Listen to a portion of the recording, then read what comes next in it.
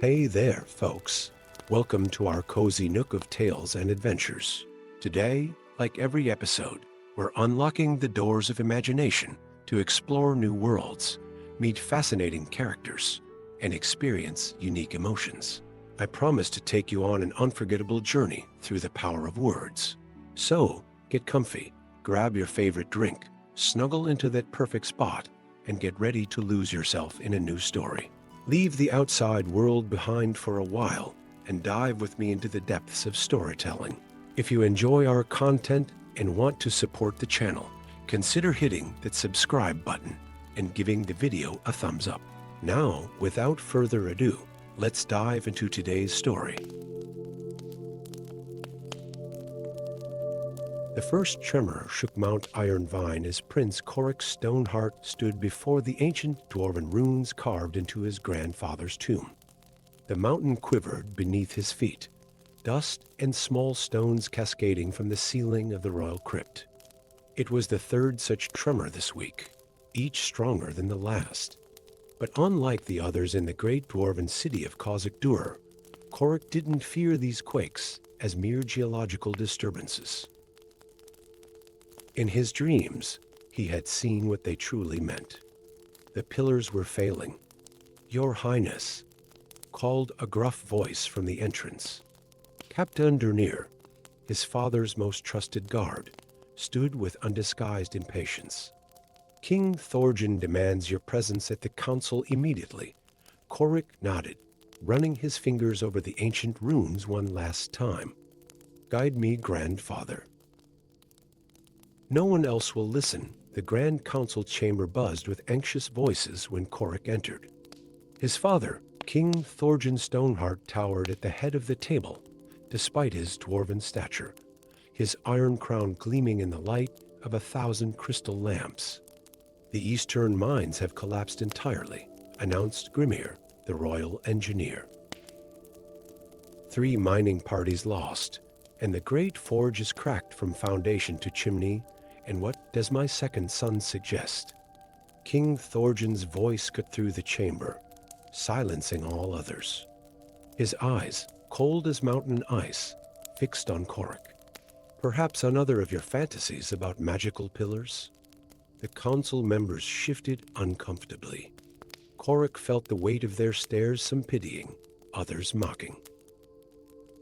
His older brother Durgan smirked beside their father, secure in his position as heir. "The pillars of creation are not fantasy, father," Corric said, stepping forward. "They are ancient monuments created by the first ones to maintain the balance of the elements. And my visions. The king slammed his fist on the table. "While our kingdom crumbles, you speak of dreams and children's tales. Your brother plans reinforcements for our tunnels while you chase shadows.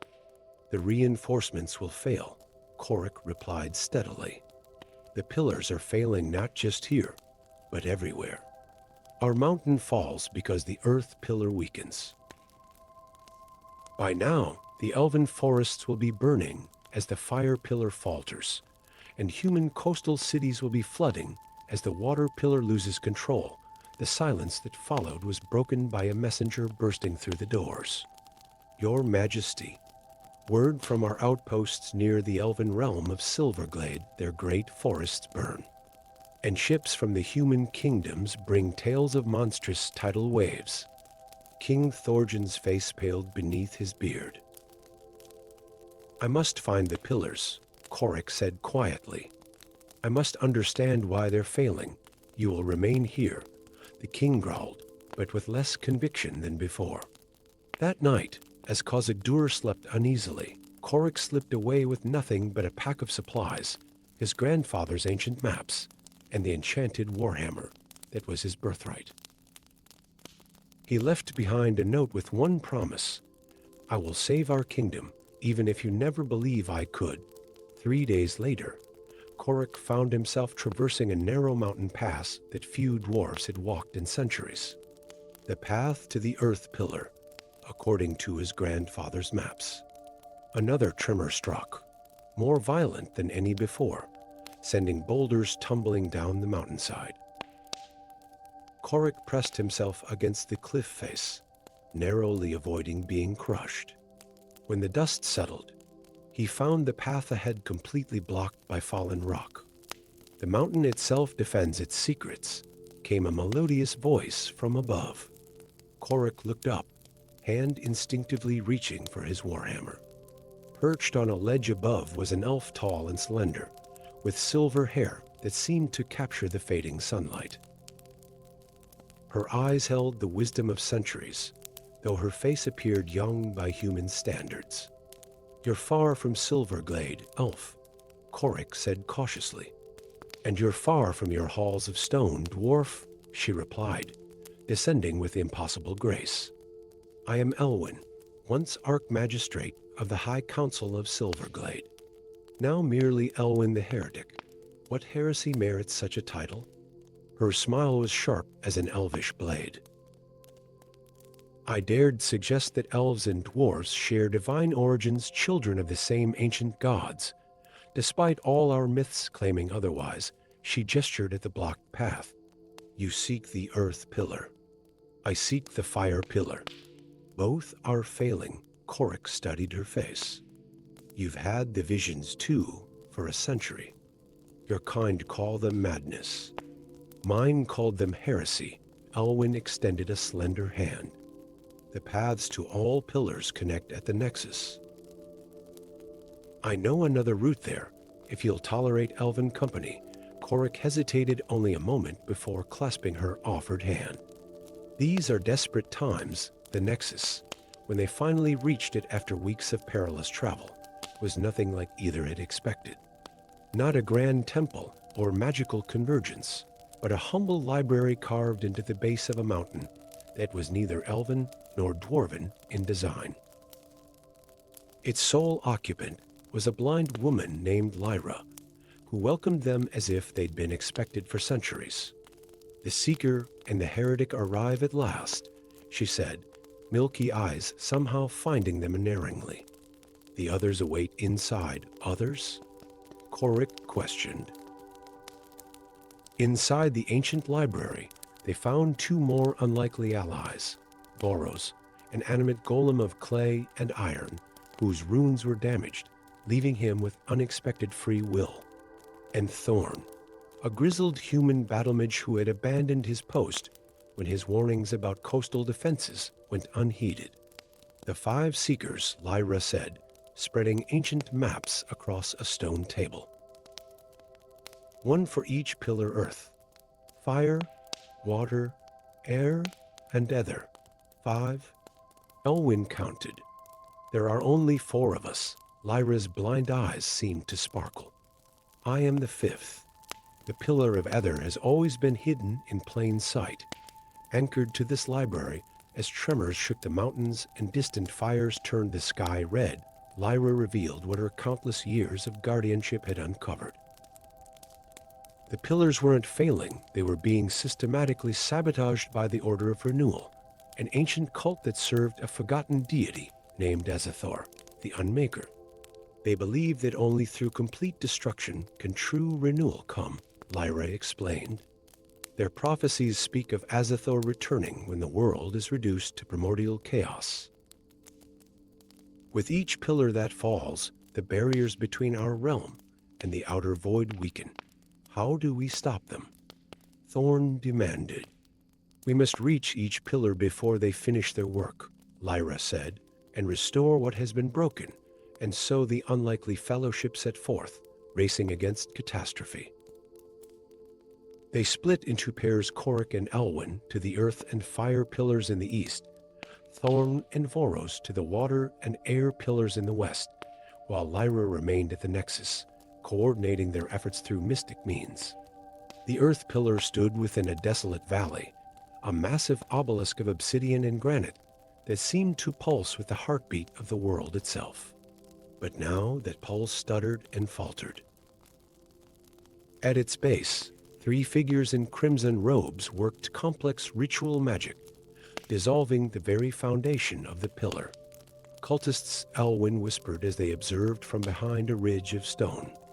They're nearly finished, then we'll have to work quickly, Korik replied, gripping his warhammer.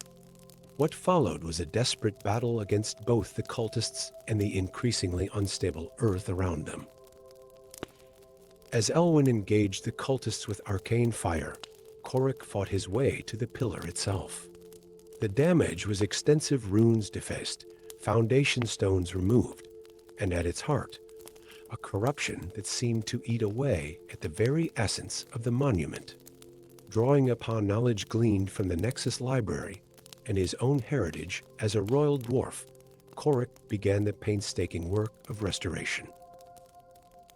His hammer, passed down through generations of Stonehearts, proved to be more than a weapon. It was a tool of creation, imbued with the same ancient magic as the pillars themselves.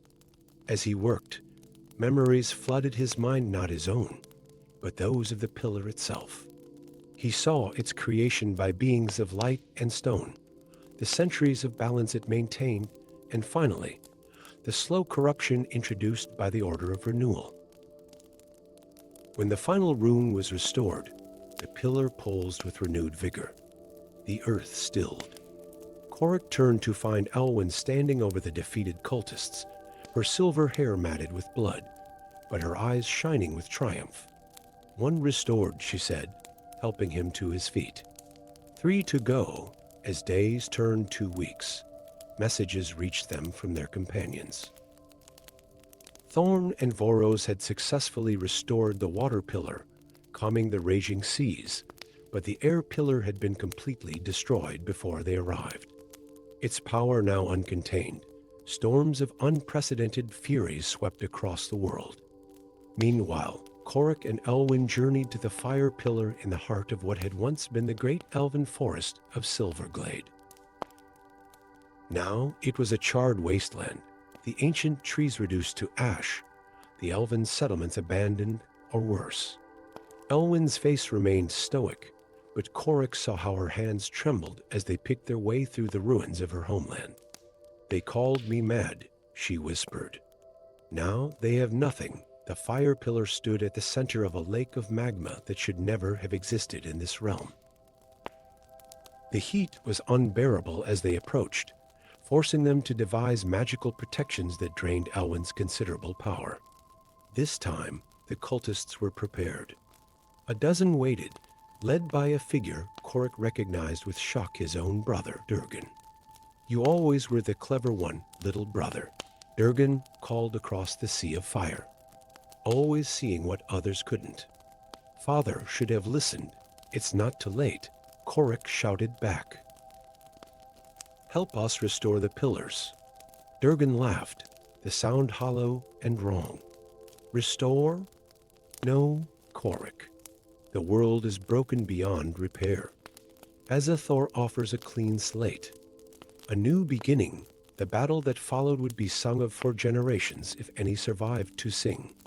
Brother against brother, heretic against former kin, as the very elements raged around them. Elwyn's magic carved paths through the magma, while Corric's hammer struck down cultist after cultist. In the end, it was not Corric's strength, but his compassion that turned the tide. When he had the chance to strike down his brother, he instead chose to save him from falling into the magma, even at the cost of his own safety. As Corric dangled precariously over the molten rock, held only by his brother's suddenly uncertain grip, their eyes met. "Why?" Durgan demanded. "Why save me after all I've done?" "Because you're my brother," Corric replied simply. "And because everyone deserves the chance to rebuild." Something broke in Durgan, then whether the cult's hold on his mind or his own hardened heart, none could say. He pulled Corric to safety, and together with Elwyn, they restored the fire pillar. As the fires died down and the first green shoots appeared in the ash-covered soil, a message reached them from Lyra. The cultists had realized their plan was failing. All remaining forces converged on the Nexus itself, determined to destroy the final pillar of Ether. The battle for the Nexus would remain in legend as the last stand of the Five. Corric with his warhammer of creation, Elwen with her heretical magic that bridged elven and dwarven traditions, Durgan seeking redemption with desperate courage, Thorn wielding the combined might of elemental forces, and Voros whose damaged runes had granted him something no golem was meant to possess a soul. And at the center, blind Lyra revealed herself as more than a librarian. She was the living anchor of the other pillar, its power and knowledge embodied in mortal form. As the cult's grand ritual reached its climax, and the barriers between worlds grew thin enough for Azathar's vast shadow to fall across the land, it was not epic magic or mighty weapons that prevailed. It was Korik's understanding of the pillar's true purpose, not to chain the elements, but to harmonize them. Not to separate the races, but to remind them of their common origin. Standing at the center of the nexus, the five joined hands, channeling the restored power of earth, fire, and water, compensating for the lost air pillar with their own life force. Together, they created something new, a balanced matrix of power that needed no physical pillars to maintain it. The cult's ritual collapsed. The shadow of Azathor retreated, its summoning incomplete. The balance of elements began to restore itself across the world. But such magic demanded sacrifice. As the new order established itself, Lyra faded from physical form, becoming one with the ether she had guarded for so long. With her final corporeal words, she charged the four remaining guardians with a sacred duty to return to their people, to share the truth of their common origin, and to ensure that the balance was never again threatened by division and fear. 1 year later, as spring returned to lands that had known only catastrophe, representatives from the kingdoms of Dwarf, Elf, and Human gathered in the rebuilt Nexus, now a place of learning and cooperation, rather than secluded knowledge. Korik, no longer called Prince but Pillar Keeper, stood with Elwen at his side. Behind them, Thorn trained a new generation of battle mages to serve as guardians rather than warriors, while Voros taught young scholars the forgotten language of the first ones. My father asked me yesterday if I regret leaving behind the chance to rule Khazak-Dur, Korik told Elwen as they watched the delegates arrive. And do you? She asked, her hand finding his. Korik smiled, looking out at the world they had saved, not perfect, still healing, but alive with possibility. How can I regret gaining a greater kingdom? Not one of stone and gold, but of knowledge and harmony. Elwen's laugh, once so rare, came more easily these days. Spoken like a true heretic, above them, the sky cleared of the last unnatural storms, and for the first time in memory, the stars shone equally bright over the lands of all peoples. United under the invisible, but ever-present balance of the elements, the legacy of those who had dared to believe in pillars that no one else could see. Story 2. The crystal mountains pierced the clouds like ancient spears thrust skyward by forgotten giants, their peaks gleaming with an inner light that had drawn seekers of knowledge for millennia. Within these formidable heights, the dwarven kingdom of Khazak-Dur had flourished, its labyrinthine halls carved from living crystal that amplified the light of countless lanterns until the very mountain seemed to glow from within. It was in the deepest excavation, far below even the most ancient dwarven settlements, that Master Artificer Beridan Ironheart's hammer struck something that was not stone. The resonant clang that normally accompanied his work was replaced by a soft thud, like striking fabric. "Hold your picks," he commanded, his voice echoing in the narrow chamber where his team had been searching for new crystal veins. The other dwarves stepped back, their lanterns casting long shadows as Beridan knelt to examine his discovery. His calloused fingers brushed away the last of the crystalline dust, revealing an intricately carved door sealed with runes that pulsed with a faint blue light. No dwarf had ventured this deep before of this, he was certain. The door bore no mark of dwarven craft. Its curves and flowing script were more elegant, more ancient. "Bring the rune master," Beredin whispered, unable to tear his eyes from the discovery. "And tell no one else what we've found." 3 days later, after the rune master had carefully dispelled the wards on the ancient door, Beredin led a small expedition into the sealed chamber. What they found inside would forever change the fate of all kingdoms. The chamber was perfectly circular, its walls lined with a material that resembled polished obsidian, but felt warm to the touch.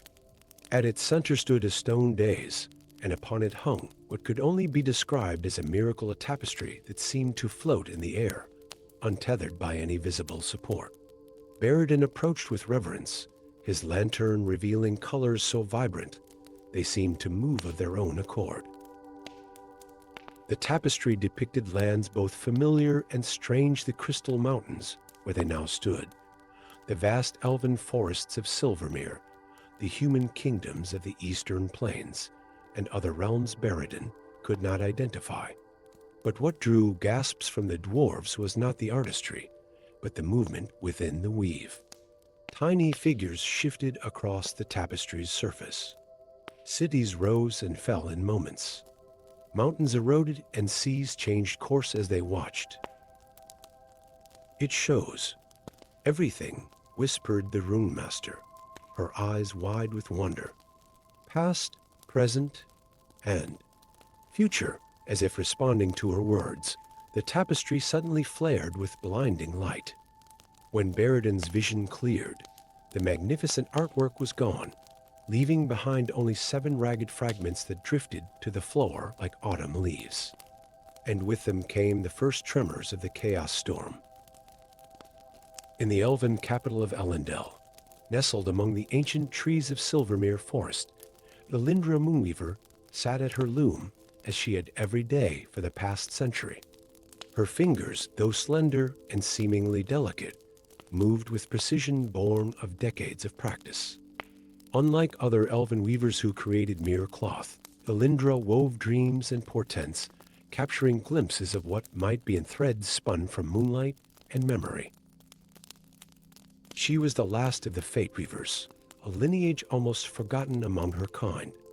The threads suddenly went taut beneath her fingers, resisting her guidance for the first time in her long life.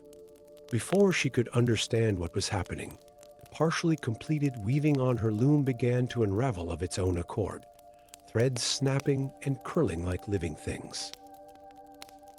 Elindra stumbled back, her customary serenity shattered as her workshop filled with swirling threads that whipped around her like a cyclone. Through this chaos, she saw something impossible, a vision not of her own making. A shattered tapestry, 7 fragments scattered across the realms. A storm of unmaking that would consume everything. And at the center of it all, a dwarven figure holding a crystal lantern, searching for someone who could see the threads of fate. Searching for her. The unlikely alliance between Beredin Ironheart and Elindra Moonweaver began with mutual suspicion. Dwarves and elves had maintained a careful distance for centuries, their ancient wars technically ended by treaties, but the wounds still fresh in their long memories. Yet necessity forced their cooperation. The first fragment of the tapestry had remained in Beredin's possession, and its power was as troubling as it was wondrous. Those who touched it experienced visions of imminent disaster, earthquakes that would swallow cities, plagues that would decimate populations, and a growing storm of chaotic magic that seemed to feed on the very fabric of reality. The tapestry doesn't simply predict the future, Elindra explained as they made camp in the foothills of the Crystal Mountains. It shapes it. Or rather, it did, before it was broken. Beredin nodded grimly, his thick fingers tracing the edges of the fragment they carried in a specially crafted box of ironwood and silver. And now, the fragments create possibilities without constraint. Futures without pattern or meaning. Elindra's ancient eyes reflected the campfire as she stared into the flames. Each fragment fallen into the wrong hands could remake a portion of reality according to its holder's desires, heedless of the consequences to the greater whole and the chaos storm, the result of a world trying to accommodate too many competing futures. Reality itself is unraveling. She looked up at him, her expression grave. We must find all 7 fragments before others discover their power. Only when restored can the tapestry resume its true purpose. Baradin's weathered face crinkled in skepticism. And what purpose is that, elf? To control our destinies without our knowledge or consent. No, dwarf, Elindra replied softly. To weave together the countless choices of every living being into a coherent whole. Without it, choices have no meaning, cause becomes separated from effect. Order dissolves into chaos. The argument might have continued, but a sound like distant thunder interrupted them. Looking to the east, they saw an unnatural storm brewing above the human kingdom of Valorhaven. Black clouds shot through with veins of purple lightning that moved against the wind. The second fragment, they said in unison, and despite their differences, they shared a moment of perfect understanding. Their journey had begun. Each fragment of the tapestry held power that reflected the realm it had fallen into. In Valorhaven, they discovered the fragment of war in the possession of a once minor noble who had used its power to raise an army that threatened to conquer all human lands. With the reluctant help of Thorn Valorheart, a disgraced knight seeking redemption, they managed to claim this second piece, but not before witnessing the devastating effects of its misuse. In the Mistmarsh, they found the fragment of secrets guarded by Nyx, a shape-shifting creature who used the fragment's power to steal the forms and memories of others.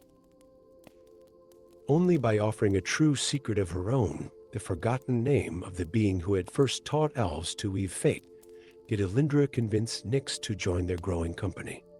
The fragment of life they discovered in the hands of Orella, a young human healer whose village had been ravaged by the chaos storm.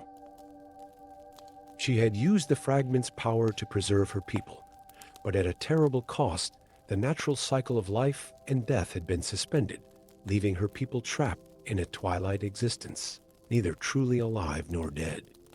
With each fragment recovered, the company grew, and with each new member came new complications. Thorn and Baradin clashed over strategy. Nyx's ever-changing nature made trust difficult. Orella's innocence was being steadily eroded by the harsh realities of their quest. And always, the chaos storm grew stronger, reality becoming less stable with each passing day. Rivers flowed uphill. Forests aged and died in hours, only to be reborn just as quickly. Creatures of legend long thought extinct or mere myth began to appear with alarming frequency. But it was the fragment of time, found in the ruins of an ancient observatory high in the Frostpeak Mountains, that revealed their true adversary.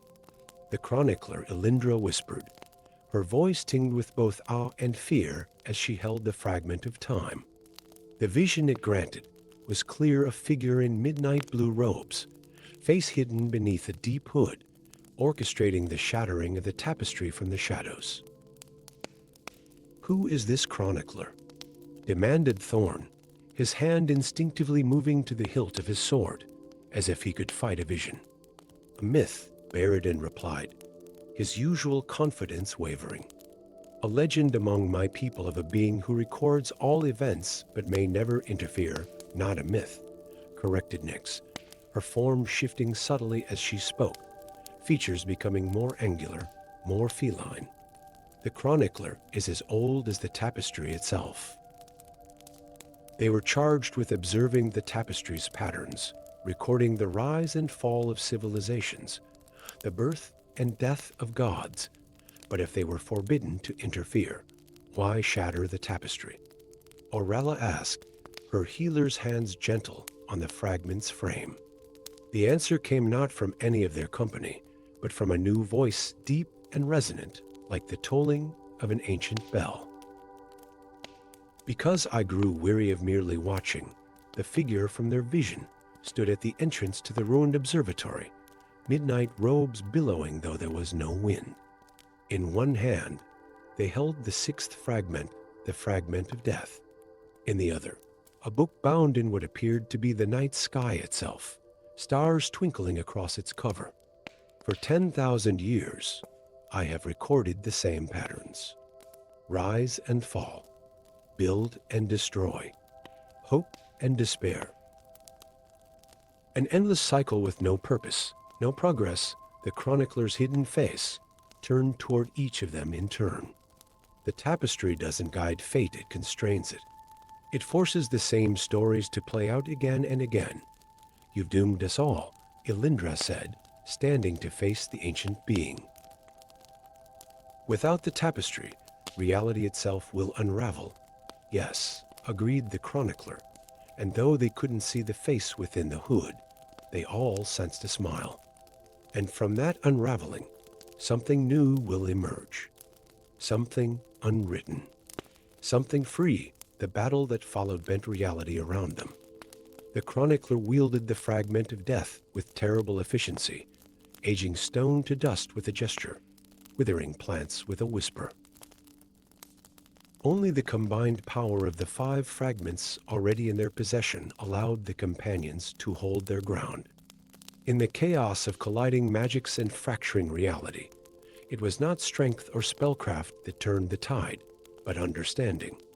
As Elindra and Beradin worked in perfect concert, dwarf and elf, so long divided, they glimpsed the truth within the fragments they held.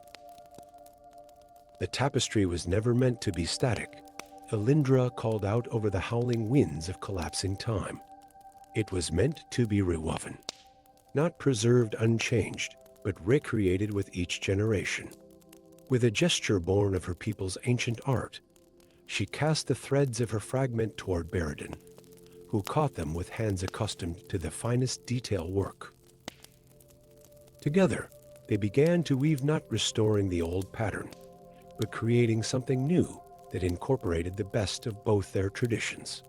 Seeing their work, Thorn, Nyx, and Arella added their fragments to the emerging weave. Even as the chronicler raged against them, the 5 companions worked in harmony, each contributing their unique perspective to a new tapestry, one that would guide but never control, suggest but never command. In the final moment, as their creation neared completion, the chronicler made a last desperate lunge, the fragment of death extended like a weapon. But instead of destroying their work, the fragment's power was drawn into the new weave, becoming part of the greater whole. With a sound like the world taking its first breath, the tapestry became whole once more, but changed, vibrant with new possibilities. The chaos storm subsided, reality stabilizing around them. The chronicler stood frozen, the 7th fragment, the fragment of choice, still clutched in one hand, the ancient book in the other. "What have you done?" they whispered, hood finally falling back to reveal not the monster they had imagined, but a face etched with the loneliness of countless millennia of solitary observation. "We've rewritten the story," Beradin said simply. Together, Elindra stepped forward, hand extended toward the ancient being. The tapestry never needed a single observer, but many weavers, each bringing their own thread to the greater work. After a moment that seemed to stretch into eternity, the chronicler placed the final fragment and the book of records into Elindra's outstretched hands. "Then perhaps," said the ancient being, voice tinged with something that might have been hope, "it is time for a new chronicle to begin." In the years that followed, the companions became the first of the new fate weavers, guardians not of a fixed destiny, but of possibility itself. The tapestry they had created together hung in a chamber open to all peoples, dwarf, elf, human, and the many other races of the realms. Any who wished could come to view the ever-shifting patterns, to see how their choices connected with countless others to create the world anew each day. Some even learned to add their own threads to the weave, their hopes and dreams becoming part of the greater pattern. And if one looked closely at the center of the tapestry, they might see 5 figures standing together: a dwarf with a crystal lantern, an elf with silver fingers, a knight with a reforged sword, a shapeshifter with knowing eyes, and a healer with gentle hands, their threads intertwined in a bond that even fate could not sever. Behind them, barely visible unless the light caught it just so, stood a 6th figure, no longer hooded, no longer apart, but finally part of the story being woven anew each day, the chronicler, now weaver of a tale without end. Story 3, the embers of Dragonfire had long since cooled in the lands of Aldermere. Where once the majestic beasts had soared above mountain peaks and cast vast shadows across ancient forests, now only stories remain, tales told in hushed voices around hearth fires, legends preserved in dusty tomes, and warnings carved into the stone arches of the great cities. Dragons had been hunted to near extinction, their magic deemed too wild, too dangerous for a world bent on order and control. In the small mining settlement of Emberhold, nestled in the shadow of the Iron Spine Mountains, young Gareth knelt beside a stream, washing the day's coal dust from his face. Unlike the other orphans who worked the mines, his reflection revealed peculiar eyes, amber irises with vertical pupils that caught the fading sunlight like polished gemstones. These eyes had marked him as different from birth, earning him suspicious glances and whispered accusations of carrying tainted blood.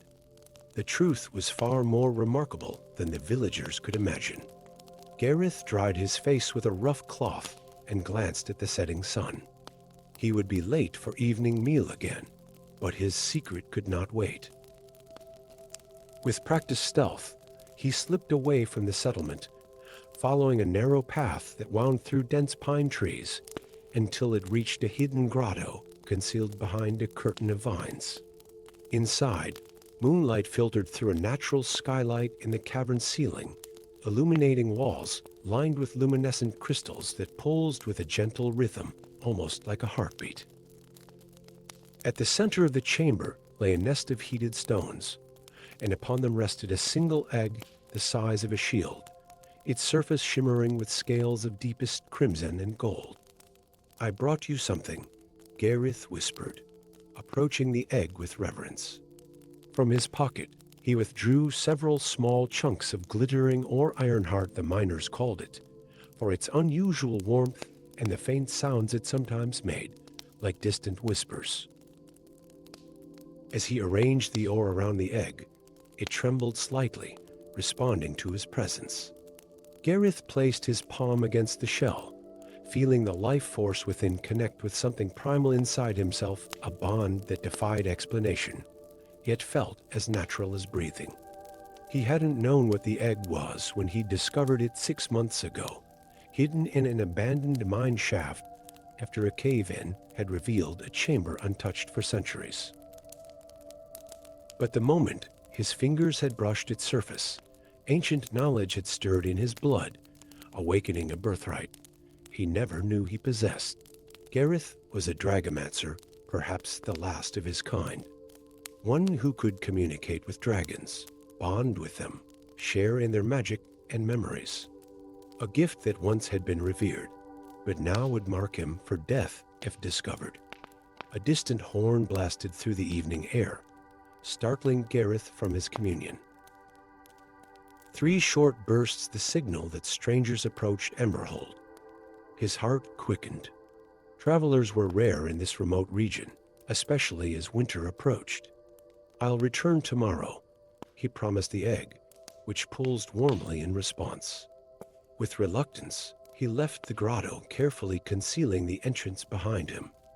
By the time Gareth reached the settlement, the strangers had already arrived. A regiment of armored soldiers bearing the crest of the Iron Legion, the military arm of the sovereignty that ruled the eastern lands with merciless efficiency. They had made camp at the village center, their gleaming weapons and stern expressions casting a pall over the usually boisterous evening gatherings. Gareth kept to the shadows, listening as the commander addressed the village elders.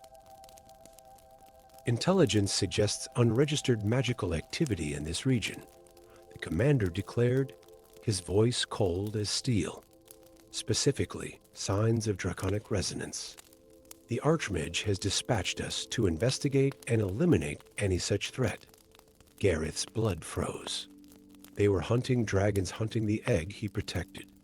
But how had they detected it? He had been so careful. There ain't been dragons in these mountains for 200 years, Commander, the village headman said. Not since the Great Purge. Nevertheless, our instruments do not lie. We will conduct a thorough search of the area, beginning tomorrow at first light. Any person found harboring draconic creatures or artifacts will face immediate execution for treason against the sovereignty. Panic clawed at Gareth's throat. He needed to hide the egg, but moving it might be dangerous. It was so close to hatching. He needed time, needed help, needed a firm hand gripped his shoulder. Gareth nearly cried out, but managed to stifle the sound as he was pulled deeper into the shadows between two buildings. He found himself face to face with a hooded figure whose features remained hidden except for eyes that gleamed an unnatural violet in the darkness. Your secret isn't as well kept as you think, young Dragomancer, the stranger whispered, their accent marking them as from the western forests. An elf. I don't know what you're talking about, Gareth stammered, trying to pull away. Your eyes betray you. As does the resonance you carry a dragon soul awakening, the elf's grip tightened. I am Seelan of the Silverleaf Hunters. By rights, I should kill you where you stand and destroy the egg you've bonded with. Gareth's hand moved to the mining knife at his belt, but the elf was faster, pressing a curved dagger against his ribs. But I won't, Seelan continued, surprising him. Not yet. The Iron Legion's presence changes things. If they find draconic magic here, they won't stop with one egg.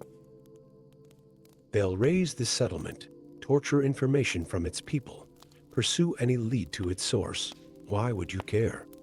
Gareth challenged. Elven hunters have killed as many dragons as the sovereignty. Beneath the hood, Gareth caught the flash of a bitter smile. True. My family has hunted dragons for 10 generations. My father died with dragon venom in his veins. My mother burned in dragonfire. The elf paused. But there is something unnatural about the Legion's hunt.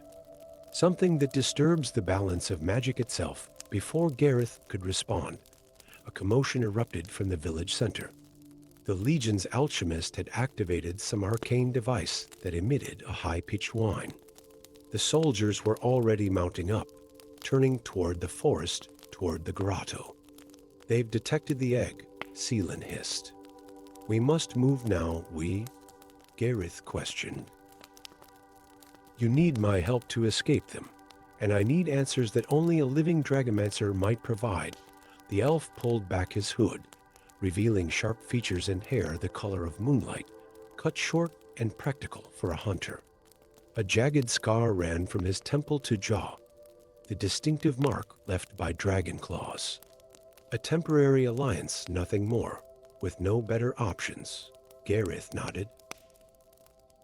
Follow me. They reached the grotto mere moments before the Legion.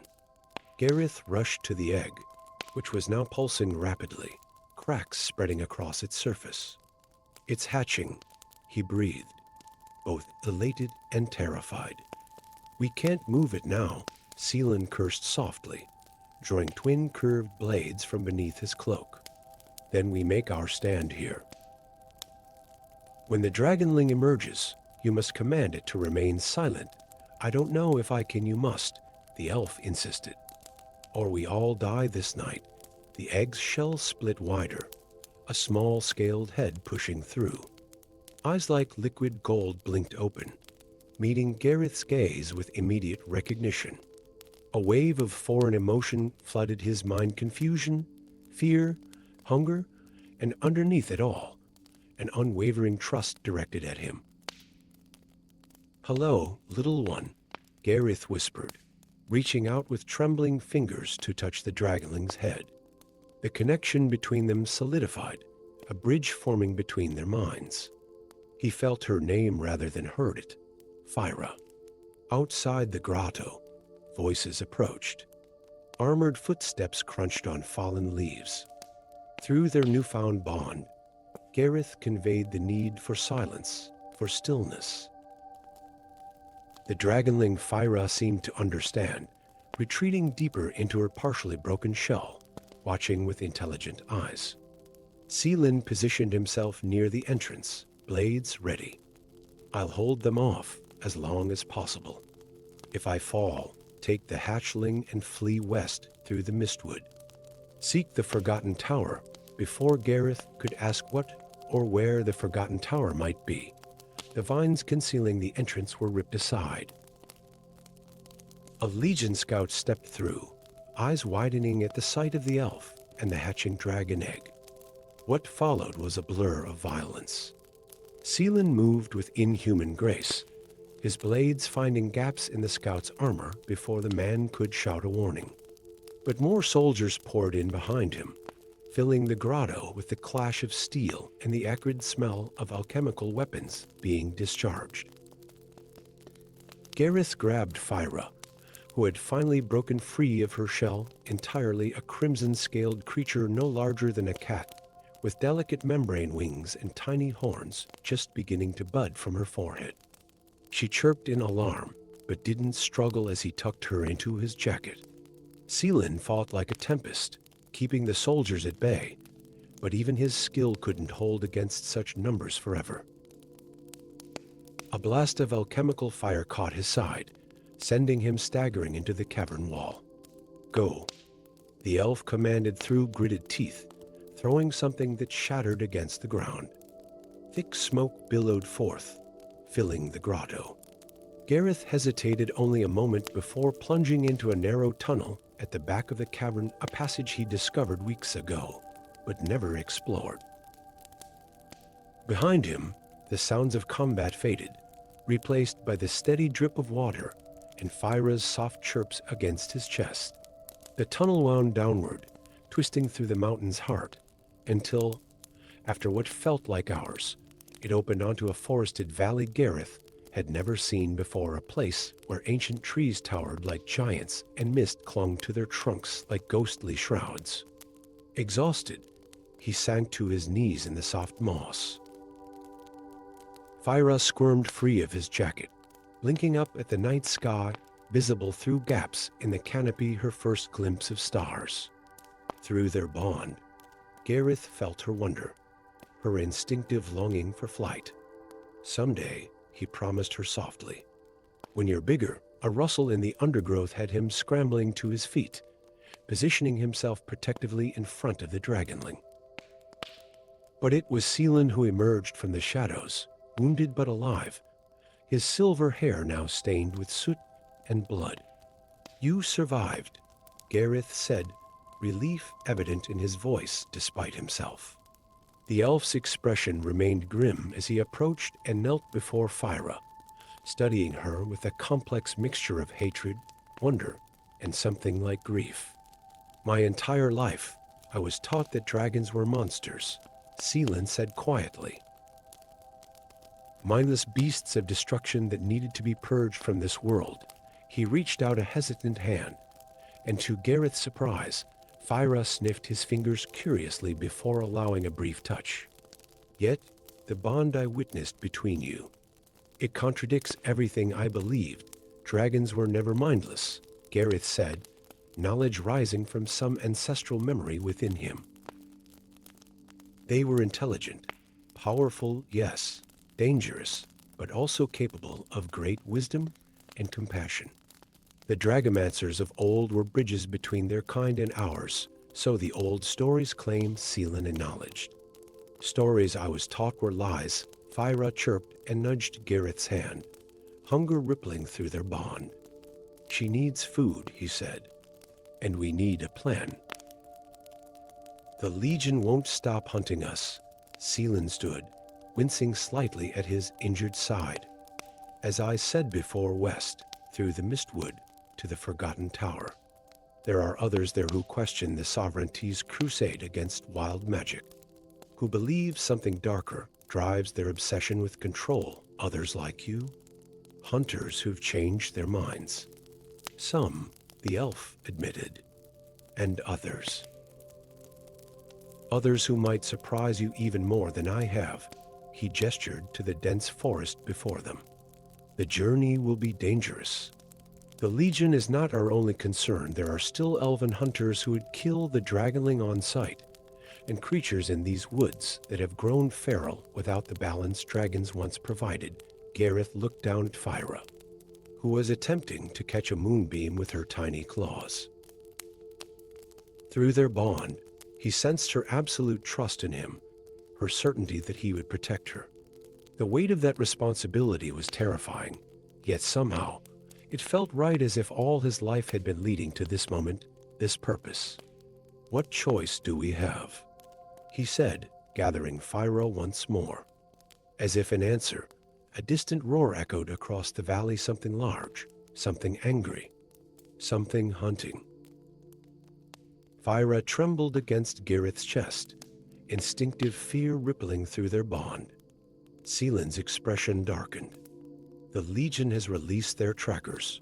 What trackers? The elf's violet eyes reflected the moonlight with an almost predatory gleam. Corrupted wyverns, distant cousins to true dragons, bred for loyalty to the sovereignty and hunger for dragon flesh. They're drawn to draconic magic like moths to flame. Another roar, closer now. Fyra whimpered. Then we run, Gareth said, determination hardening his voice. As they plunged into the depths of the misty forest, Gareth felt something stir within him, power long dormant, awakening in response to Fyra's need and his own resolve. The last dragomancer and the last dragon, bound together by ancient magic and pursued by the forces of a world that had forgotten what dragons once meant to it. Behind them, the hunters closed in. Ahead, the unknown waited.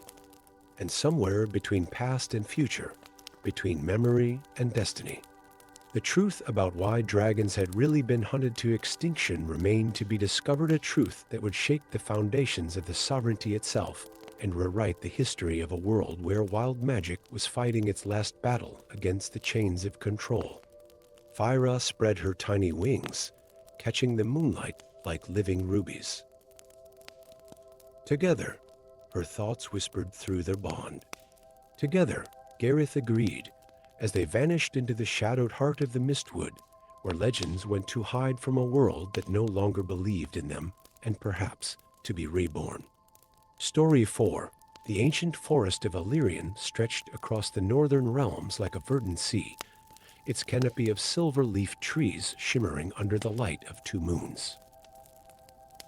Within its depths, the elven kingdom of Lunareth had flourished for 10,000 years, its spires of living wood rising gracefully among the eldest trees, connected by bridges of woven starlight.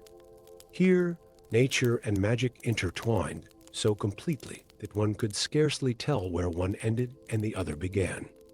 In the heart of the forest stood the moonlit throne, upon which sat Queen Alaun Silverleaf, her countenance as radiant as the stars themselves.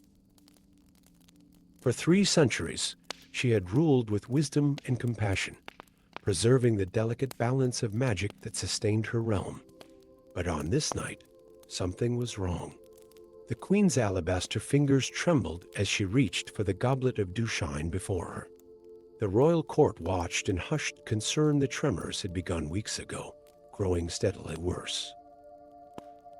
More troubling still was the ashen pallor creeping across her once luminous skin, and the strange pattern of veins that now traced her temples like dark branches. "Your Majesty," ventured Thalin, her most trusted advisor, "perhaps you should rest. The matter of the eastern borders can wait until no." Alaun interrupted, her melodic voice now carrying an unfamiliar edge. "I am quite well. The borders cannot wait." The human settlements encroach further each season. As she spoke, She adjusted the crown upon her brow, an exquisite circlet of silver intertwined with what appeared to be delicate vines. None present could recall when she had begun wearing this new crown, yet none dared question their queen directly. Only Princess Lyra, standing to the right of her mother's throne, noticed how the vines seemed to pulse with a life of their own, and how her mother winced each time they did. Later that night, after the court had dispersed, Lyra slipped into her mother's private chambers. She found Alowan staring vacantly into her reflecting pool, the water's surface unnaturally still. "Mother," Lyra whispered, approaching cautiously. "What troubles you? What is that crown you wear?" The queen turned slowly, her eyes clearing momentarily. "Lyra, my child, you see too much." Her fingers moved to the crown as if to remove it, but stopped halfway. "I cannot. I cannot take it off. What do you mean?" "Let me help you." Lyra reached for the crown, but Alowan recoiled. "No, it pains me when anyone touches it." The queen's composure cracked, revealing fear beneath. "It was a gift, sent without a name. I wore it out of curiosity, and now I feel it taking root." In the silvery light of the chamber, Lyra saw clearly what the court had missed. The elegant vines of the crown were in fact thorns, impossibly sharp and gleaming with an oily substance. They had pierced the queen's skin in dozens of places, tiny droplets of golden blood seeping from each wound. "Mother, this is dark magic. We must summon the healers, the mages. I have consulted them all in secret." Alowan interrupted. "None can remove it. With each passing day, I feel it spreading through me like ice through my veins." And the forest, she gestured to the window, where beyond the glow of Lunareth, patches of the great forest had begun to wither, leaves turning dull and falling out of season. "The land withers as I do," the queen whispered. "The crown binds my life force to Illyrian itself. There must be someone who can help," Lyra insisted, fighting back tears. Alowan's gaze grew distant again, but her next words emerged with surprising clarity. "The one they call Iron Hand. The dwarf smith who was once our prisoner. If anyone knows the forging of such malice, it would be him." Lyra's breath caught. "Drogan Iron Hand? But he was banished decades ago, after the Battle of Mistweir. He would never help us, perhaps not," the queen agreed, her hand finding Lyra's. "But I fear he is our only hope. The crown grows tighter each day. Soon, I fear my heart will be stone, and Illyrian will be naught but dust." 3 days later, Princess Lyra rode from Lunareth under cover of darkness, accompanied only by her most loyal guard, Thalin's Swiftshadow. Their mounts, silver-dappled nightsteeds, moved silently through the forest paths as they headed toward the Ironspine Mountains, the realm of the Dwarves, ancient rivals of the elven kingdoms. Behind them, the blight spread through Illyrian. Trees that had stood since the world's awakening now drooped, their leaves falling like tears. Springs that had flowed with healing waters ran dry or turned bitter. And in the palace, Queen Alowan sat increasingly still upon her throne, the crown of thorns tightening its grip, her eyes growing cold and distant. The journey to the Ironspine Mountains took 7 days, during which Lyra witnessed the gradual change in the land as they left the borders of Illyrian. The farther they rode, the more she noticed signs of disturbance, areas of forest cleared for human settlements, ancient trees harvested for timber, and the occasional scorched clearing where skirmishes had occurred between her people and the ever-expanding human kingdoms. "It has been many years since I ventured beyond our borders," she admitted to Thalin as they made camp on the 7th night, the looming silhouettes of the Ironspine Mountains finally visible on the horizon. "I had not realized how much the world has changed. The balance shifts, my princess," Thalen replied gravely. Some say it is natural evolution, others call it encroachment. But all agree that the old ways diminish with each passing year. And what do you believe? Lyra asked. The guard was silent for a moment, his ageless face contemplative in the firelight. I believe that change is inevitable, but harmony is a choice. Perhaps that is why your mother has protected our isolation for so long. Lyra considered his words as she gazed toward the mountains ahead. And now that protection may be failing because of the crown, she wrapped her cloak tighter around herself. Do you think this Drogon will help us? I was but a child when he was our prisoner. Drogon Iron Hand is...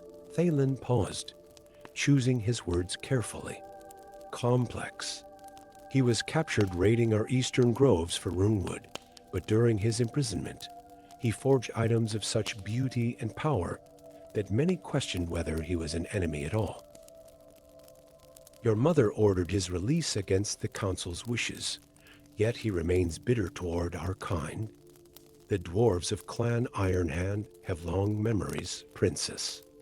And his brother, King Thorjan, has nurtured their grievances into hatred, as if summoned by the mention of dwarves. A distant horn echoed across the foothills, followed by the rhythmic pounding of drums from within the mountains, warning signals. They know we're here, Thalen said, rising to his feet. We should move before dawn. The mountain paths will be watched. The entrance to the underground city of Cosvolan was imposing a massive gate, carved from a single slab of granite, adorned with intricate runes that glowed with inner fire. Flanking the gate stood dwarven guards in armor of blackened steel, their bearded faces grim beneath their visored helms. Lyra and Thalen approached openly, having abandoned stealth as futile. Halt, commanded the foremost guard, his axe gleaming in the torchlight.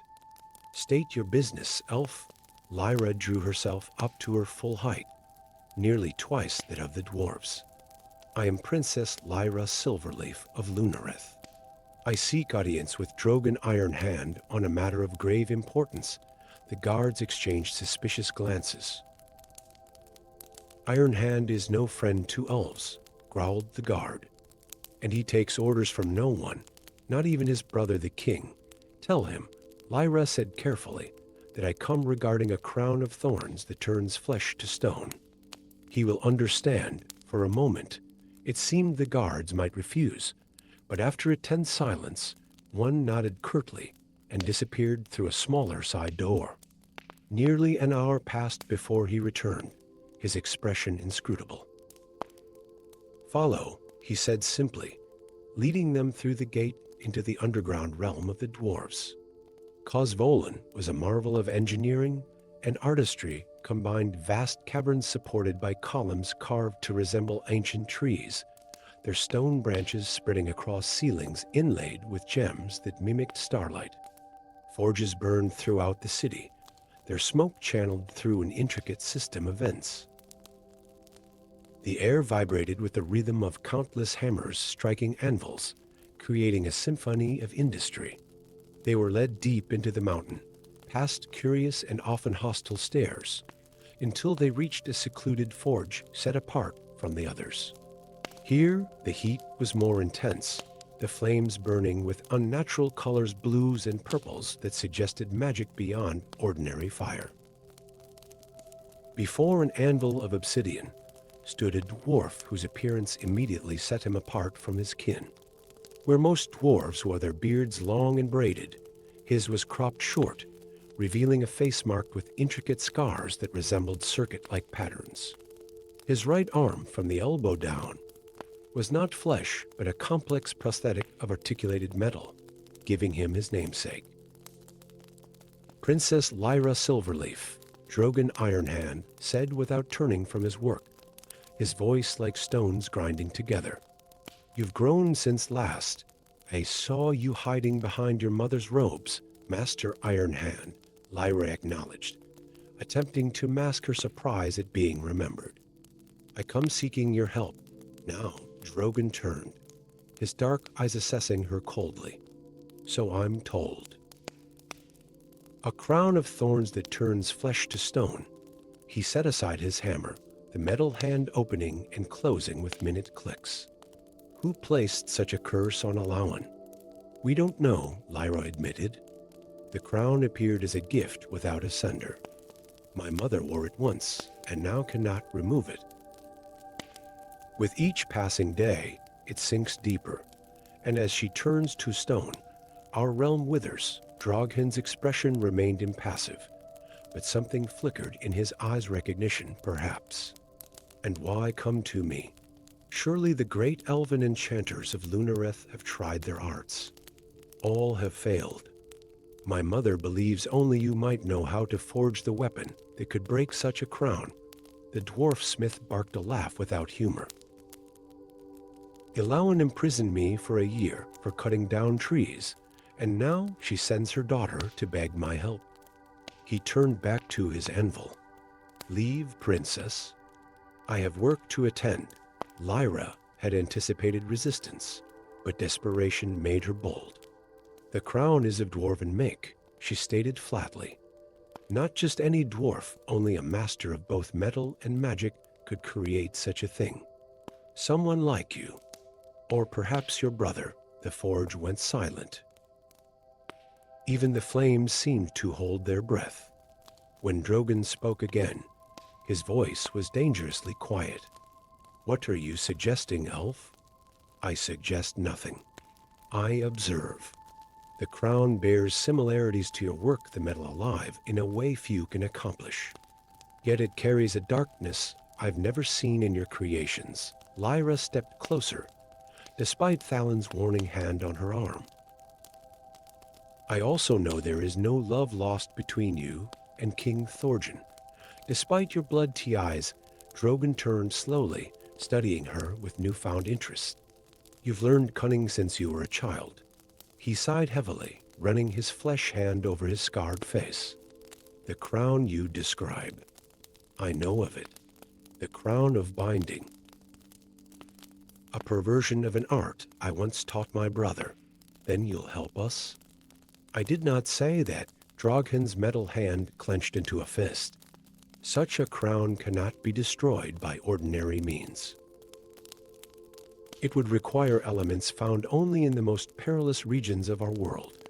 The heart ember of a dying volcano, the tears of the last ice wraith, and the essence of the midnight bloom that flowers once a century in the Valley of Shadows.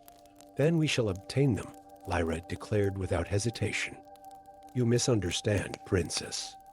These are not simply ingredients to be gathered.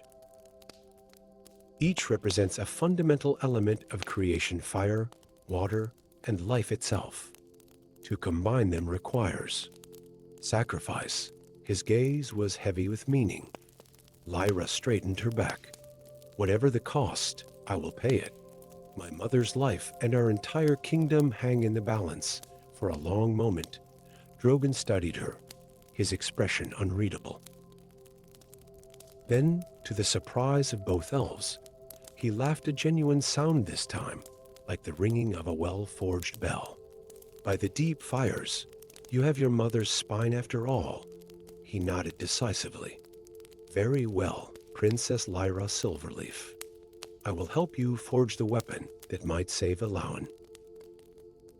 But know this, the journey will be perilous, and even if we succeed, breaking the crown may not yield the outcome you hope for. What do you mean? Droghin's face grew somber. The crown of binding doesn't merely entrap. It transforms. The longer your mother wears it, the more of her will be lost to the stone.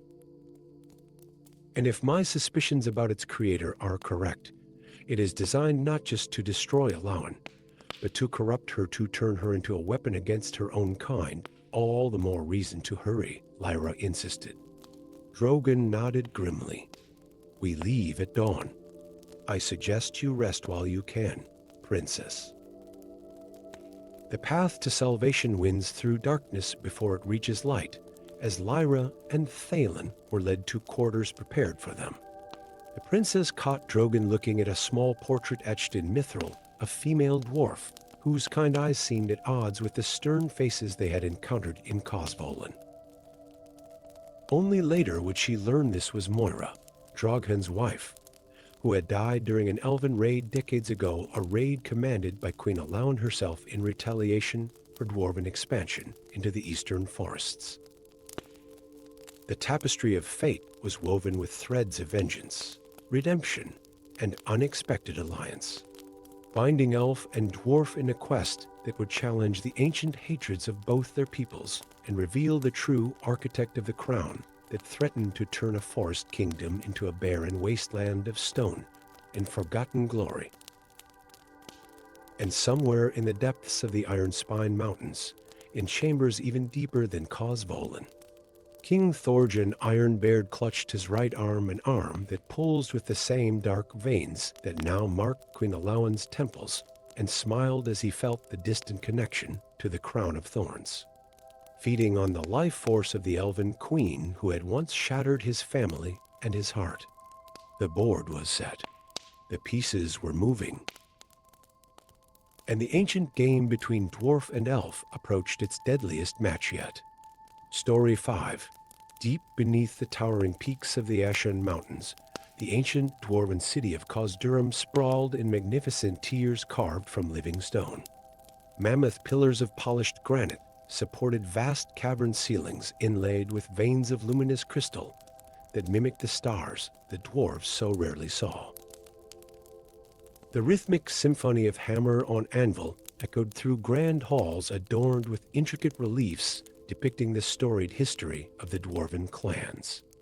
At the very heart of the city, within the sacred chamber of ancients, the eternal flame danced upon its bed of enchanted coals. Neither consuming fuel nor requiring air, this mystical fire had burned for 10,000 years, its golden blue flames casting shimmering reflections across the chamber's domed ceiling. More than mere light or heat, the eternal flame was the source from which all magic in the realm flowed, a wellspring of arcane energy that sustained enchantments, empowered artifacts, and balanced the very forces of nature themselves. Prince Thrain Flamekeeper knelt before the sacred fire, his auburn beard braided with golden threads that caught the light as he completed his evening devotions. As the youngest son of King Durin VII, his duties as guardian of the flame came with little political power, but immense responsibility. While his elder brothers commanded armies and negotiated trade, Thrain's life had been dedicated to understanding the mysteries of the flame and the ancient oaths that bound his bloodline to its protection. "The fire wanes again, my prince," came a graveled voice from behind him. Thrain did not need to turn to recognize Grimly, the wizened keeper who had taught him the flame rites since childhood. Rising slowly, he observed the sacred fire with a practiced eye. Indeed, the flames that should have reached the height of a dwarf now barely rose above the ember bed. "Third time this moon cycle," Thrain muttered, stroking his beard in concern. "The offering rituals have been performed exactly as prescribed. The sacred oils from the deepest mines, the crystal powders from the frost peaks. Nothing has changed in our devotions, yet something has changed in the flame itself," Grimly observed, limping forward to stand beside his prince. His gnarled hand clutched a staff carved from petrified runewood, its tip embedded with a crystal that contained a tiny splinter of the eternal flame, one of 12 such artifacts entrusted to the most senior keepers. Thrain approached the altar, removing a small hammer from his belt, not the war hammer carried by dwarven soldiers, but a ceremonial tool inscribed with runes of power. With practiced movements, he struck specific points on the ancient forge that housed the eternal coals. Each impact produced a musical tone, and together they formed a harmony that had awakened the flame's power for millennia. The fire flickered, swelled momentarily, then subsided to an even smaller stature than before. "This is no natural diminishment," Thrain said, alarm evident in his voice despite his efforts to maintain composure. Summon the Council of Keepers, and send word to my father. The king must be informed. Grimly bowed and departed, leaving Thrain alone with the weakening flame. The young prince circled the altar slowly, his mind racing through ancient texts and teachings for any clue to this unprecedented situation. The flame had wavered during times of great calamity, the Dragon Wars, the Great Quake, the Shadow Plague, but never had it diminished without obvious cause. As he contemplated, a movement in the shadows beyond the altar caught his attention. The Chamber of Ancients was forbidden to all save the royal family and the keepers. No guard would dare enter unbidden. Show yourself, Thrain commanded, hand moving to the battle axe strapped across his back. From the darkness emerged Lord Vimir, the king's most trusted advisor. His midnight blue robes were adorned with silver runes, and his beard, unusually short for a dwarf of his age, was perfectly groomed and gleaming with oil. "Peace, young prince," Vimir said, raising his hands in a placating gesture. "I meant no disrespect by entering unannounced. The king sent me ahead of his arrival to assess the situation." Thrain relaxed slightly, though something about Vimir had always unsettled him. The advisor had appeared at court a mere decade ago, practically yesterday, in dwarven reckoning, yet had swiftly risen to become his father's right hand. "The flame weakens," Thrain stated simply, "for the third time this cycle. Our rituals no longer strengthen it as they should." Vimir approached the altar, his movements fluid for a dwarf of his stocky build. He studied the flame with narrowed eyes, then nodded as if confirming a private suspicion. "The old magic fades throughout the land. Not just here," he said, his voice silken. "Reports come from the elven forests of Silvermere, where their ancient trees no longer sing.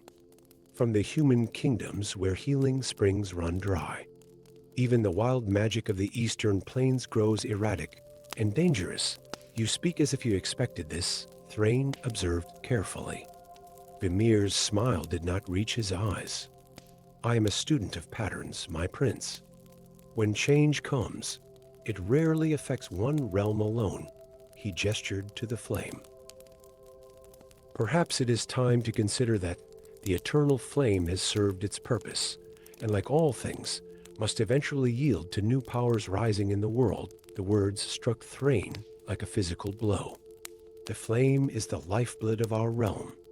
Without it, a thunderous boom interrupted him as the massive doors to the chamber swung open, admitting King Durin VII and his entourage. The king's imposing figure, clad in ceremonial armor of mithril and gold, approached with deliberate steps. His beard, white as snow and reaching almost to his knees, was interwoven with gemstones that represented each clan under his rule. "My son," the king acknowledged Thrain with a nod before turning his stern gaze to the diminished flame. "Grimly speaks truly, then. The sacred fire fades. Father, I have tried every ritual in the ancient texts," Thrain said, bowing his head. "Nothing restores it to full strength." The king frowned deeply, the weight of 10,000 years of tradition evident in his troubled eyes. "Summon the Great Council. All clan leaders must convene by tomorrow's first bell."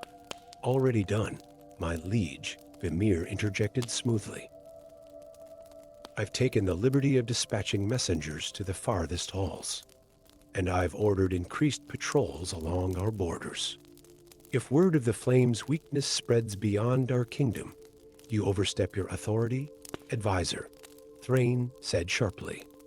"Matters of the flame fall under my jurisdiction as guardian." Vimir bowed, a gesture somehow both respectful and dismissive. "Forgive me, Prince Thrain. I sought only to ease the burden on your shoulders during this troubling time." King Durin raised a hand, silencing them both. "This is no time for protocol disputes. Thrain, continue your efforts with the rituals. Vimir, you have indeed overstepped.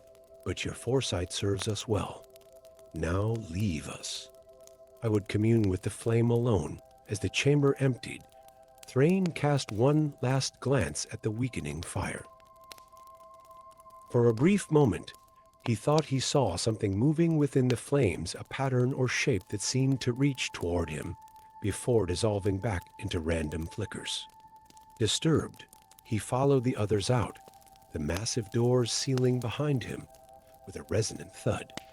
That night, as Cosdurum slept, Thrain found himself startled awake by a voice calling his name. His chambers were empty, the guards outside his door vigilant as always.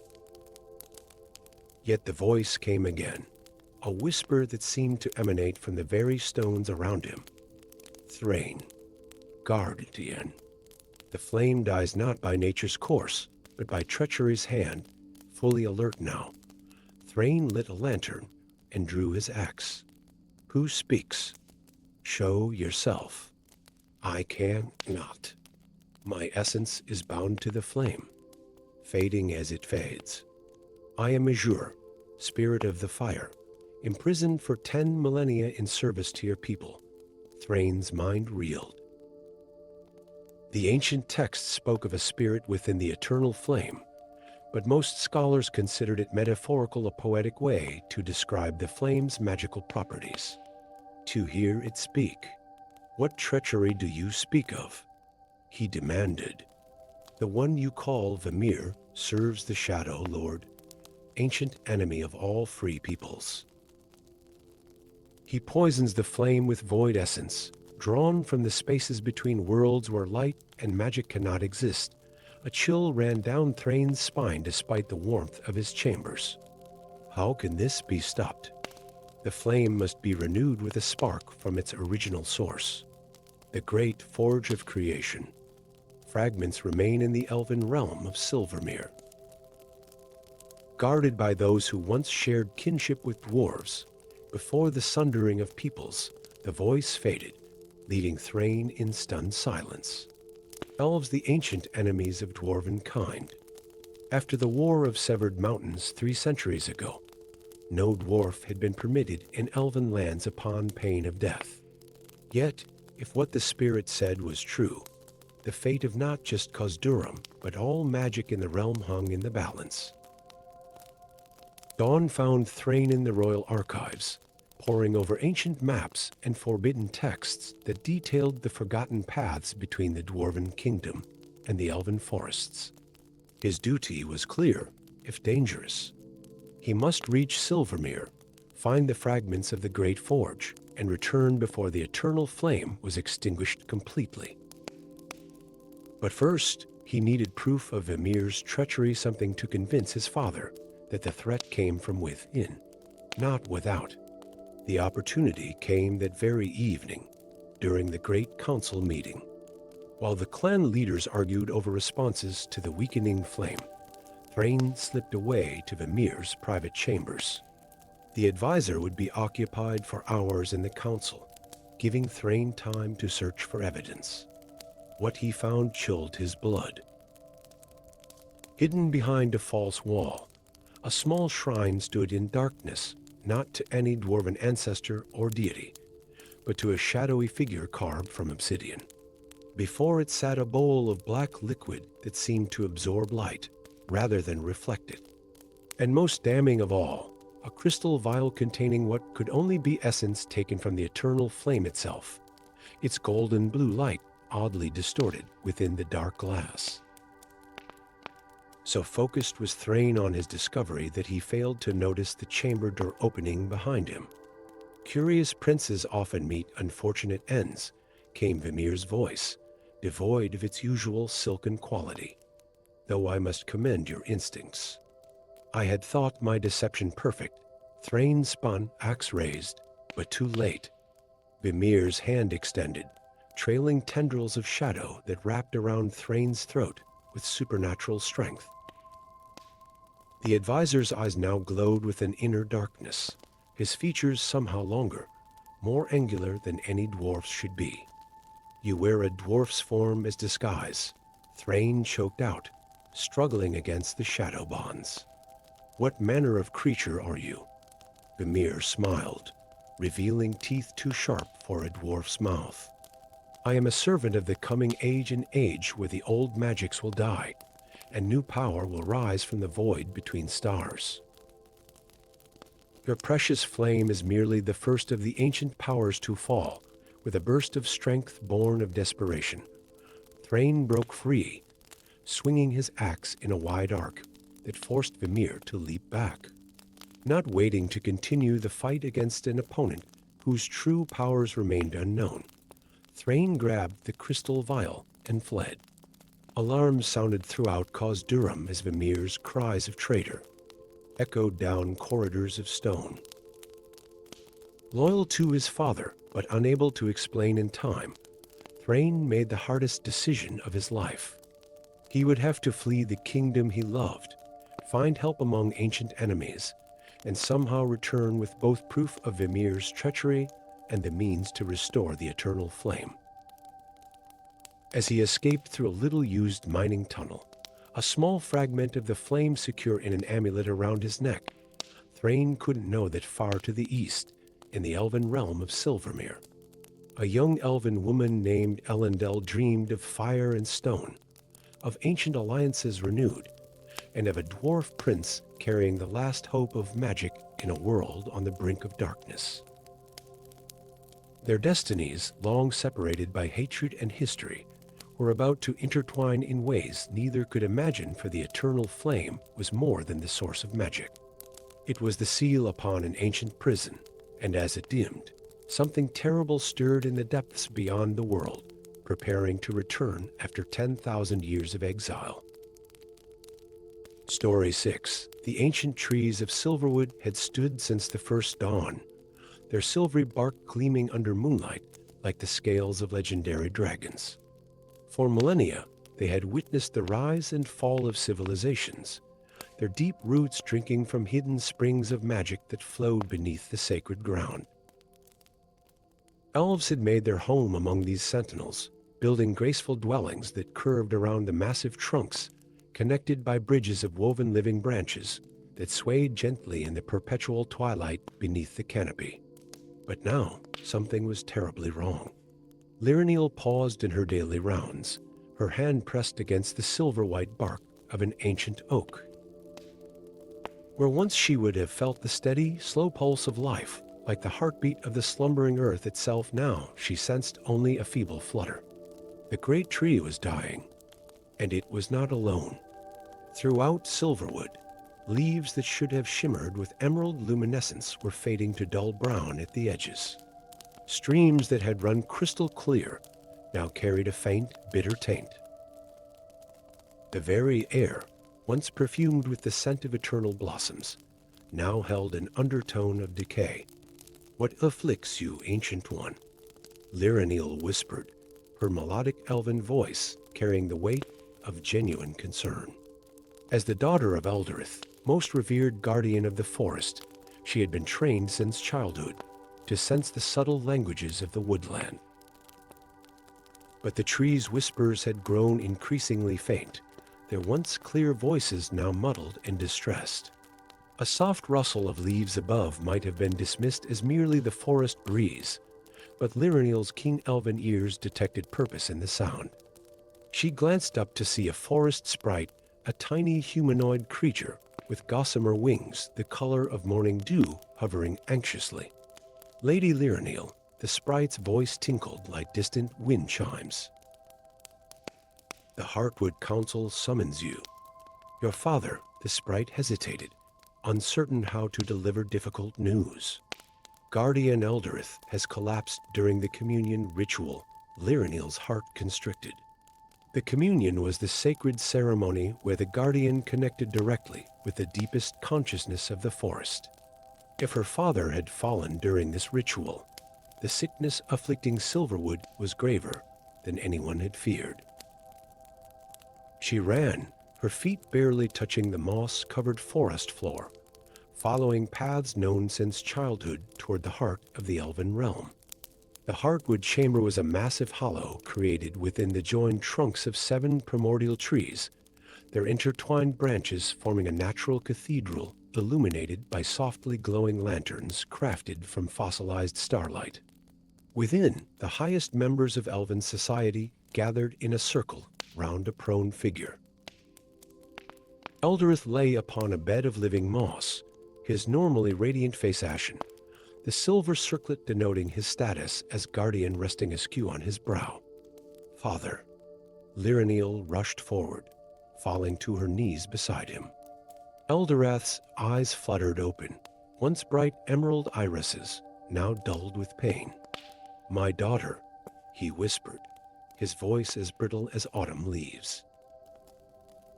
"I have seen it. Save your strength," urged High Priestess Elendara, her ancient face lined with concern. "There is no time," Elderith insisted, grasping Lyraniel's hand with surprising strength. "The roots are being poisoned. A darkness stirs beneath the mountain, an ancient curse awakened by the greed of men. Their minds have broken the seals," he coughed, a shudder running through his tall frame. "What seals, Father?" Lyraniel asked, squeezing his hand.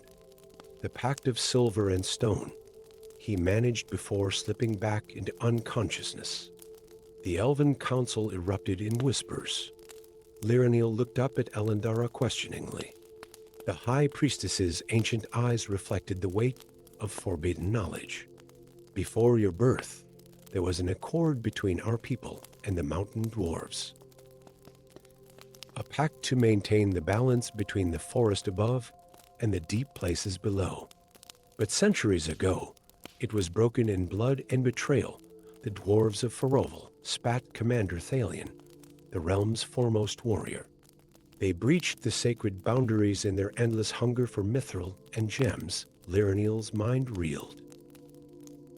Relations with the dwarven kingdom that bordered the western edge of Silverwood had always been strained, but in her lifetime, they had been limited to cold formality during rare diplomatic exchanges. The idea that an ancient pact existed between their peoples, one significant enough to affect the very life force of the forest, was staggering. "If my father speaks true," she said slowly, "then the salvation of Silverwood may lie in understanding this pact. The dwarves cannot be trusted." Thalion objected. "Their ancestors betrayed us, and their descendants continue their destructive ways." High Priestess Elendara's weathered hand rose for silence. "When the Guardian speaks, we must heed. Lyraniel, as his blood and successor, this burden falls to you. Seek the truth of the pact of silver and stone. Where would I even begin?" Lyraniel asked. "The Forbidden Archives," Elendara said, drawing gasps from the assembled elves. "The records from that era were sealed, but as daughter of the Guardian, you may access them." 3 days later, Lyraniel stood at the western borders of Silverwood. Her traveling cloak secured against the chill mountain winds that swept down from the peaks where Faroval, the greatest dwarven kingdom of the age, had been carved into living stone. A small pack contained provisions for her journey, along with something far more precious, a fragment of an ancient treaty, written half in flowing elven script, half in angular dwarven runes. What she had discovered in the archives had shaken her understanding of her people's history. The Pact of Silver and Stone had not been merely a border agreement between neighbors, but a joint guardianship of something ancient and terrible that slumbered deep beneath the mountain's roots. Something that, if the treaty text was to be believed, could only be contained through the combined efforts of elven magic and dwarven craftsmanship. The elven records named one dwarven clan, specifically the Stonehammers, as the primary architects of the containment seals. And it was this clan that had allegedly violated the pact, turning instead to exploit the forbidden zones for rare ores. "I still think this is madness," came a voice from behind her. Commander Thalion approached, his hand resting on the hilt of his enchanted blade. "At least allow me to accompany you." Lyraniel shook her head. The High Council was clear. This must be a mission of diplomacy, not force. An armed elven commander entering dwarven territory would be seen as an act of aggression, and you think they'll welcome the daughter of the guardian with open arms? Thalion scoffed. I carry proof of the pact, she replied, touching her pack. If there's even a chance of saving Silverwood, I must try. The approach to Frovel was marked by increasing industrialization. The pristine wilderness gave way to quarries, lumber camps, and eventually a broad stone road leading to the mountain's imposing face. Massive doors of steel and stone marked the entrance to the dwarven kingdom, flanked by stern-faced guards whose armor bore the hammer and anvil sigil of Frovel. Lyranil drew herself to her full height, considerably taller than any dwarf, and announced herself. I am Lyranil, daughter of Elderith, guardian of Silverwood. I seek audience with your king on a matter of grave importance to both our realms. The guards exchanged skeptical glances. It had been generations since an elf had formally requested entry to Frovel. Wait here, one grumbled before disappearing through a smaller side entrance. Lyranil stood patiently, accustomed to the different pace of life outside the timeless forest. Nearly an hour passed before the guard returned, accompanied by a dwarf whose finely crafted armor and intricately braided beard marked him as a person of importance. I am Thorgrim, Iron Hand, master of the Guild of Smiths and royal advisor, the dwarf announced, studying her with keen eyes. Few elves seek entry to our halls. What matter brings the guardian's daughter to Frovel? The pact of silver and stone, Lyranil replied directly. It has been broken, and Silverwood dies because of it. Thorgrim's bushy eyebrows rose in genuine surprise. That name has not been spoken in our halls for 3 centuries. How came you to know of it? My father lies stricken, poisoned by the same malady that afflicts our forest. In communion with the ancient trees, he saw the truth that minds have breached the sealed chambers beneath the mountains. The dwarf's weathered face grew grave. These are serious claims, requiring the attention of King Dolram himself. You may enter, Lady of Silverwood, but know that you do so under my personal guarantee of conduct. Any treachery will reflect upon my honor. I come seeking only truth and healing, Lyranil assured him. The grandeur of Frovel's central halls took Lyranil's breath away, though she was careful not to show it. Vast caverns had been transformed into breathtaking architectural marvels, with columns carved to resemble mighty trees, an irony not lost on her supporting arched ceilings hundreds of feet high. Intricate mosaics of precious stones depicted the history of dwarven civilization, while channels of molten metal provided both light and heat throughout the mountain complex. Dwarves stopped their work to stare as she passed, many having never seen an elf up close. She kept her gaze forward, ignoring the murmurs that followed in her wake. The throne room of King Dolram was a testament to dwarven craftsmanship at its finest. The throne itself appeared to have been carved from a single massive gemstone, its facets reflecting light from the ceremonial forge that burned perpetually to the monarch's right. An elf in Frovel rumbled King Dolram, his voice as deep as the mountain itself. Speak your peace, daughter of Elderith. Lyranil bowed respectfully before revealing the fragment of the ancient treaty. The sacred pact between our peoples has been violated. Minds have breached the sealed chambers, releasing a poison that slowly kills Silverwood. If the forest dies, the consequences will not stop at our borders. The king's eyes narrowed beneath bushy white brows. The Stonehammer seals have stood intact for centuries. What evidence have you of this breach? Before Lyranil could answer, a new voice joined the conversation, rougher than the typical dwarven growl, with an accent that spoke of time spent above ground. She speaks truth, father. All eyes turned to a dwarf entering from a side chamber. Unlike the others with their elaborate armor and traditional braided beards, He wore practical leather crafting clothes stained with soot, his beard trimmed short in a style almost scandalous among dwarves. Thorgrim Stonehammer, the king acknowledged with clear disapproval. You grace us with your presence at last. Lyrniel's eyes widened. This was a Stonehammer, a member of the clan central to the ancient pact, and seemingly at odds with the king himself. I've spent 3 months in the deep forges, trying to repair the damage done by the new eastern mining operation, Thorgrim said, approaching the treaty fragment with reverent recognition. The Molten Heart Guild broke through the rune-sealed cavern 2 moons ago. I warned of the consequences, but profit outweighed prudence in their calculations. King Dolram's face darkened with anger. Why was this not reported to me? It was, through proper channels, Thorgrim replied with barely concealed contempt. But certain advisors, his eyes flicked meaningfully to several richly dressed dwarves flanking the throne, deemed the matter handled without royal intervention. Lyrniel stepped forward. The treaty speaks of a joint guardianship, a responsibility that requires both elven magic and dwarven craft. Whatever was sealed away centuries ago is now leaking poison through the roots of Silverwood. My father may die, as may our entire forest, if the seals are not restored. Thorgrim nodded grimly. The binding was always meant to be maintained by both peoples. When relations soured, my clan attempted to maintain the seals alone, but without elven enchantment, our efforts were ultimately insufficient. The throne room erupted in heated debate.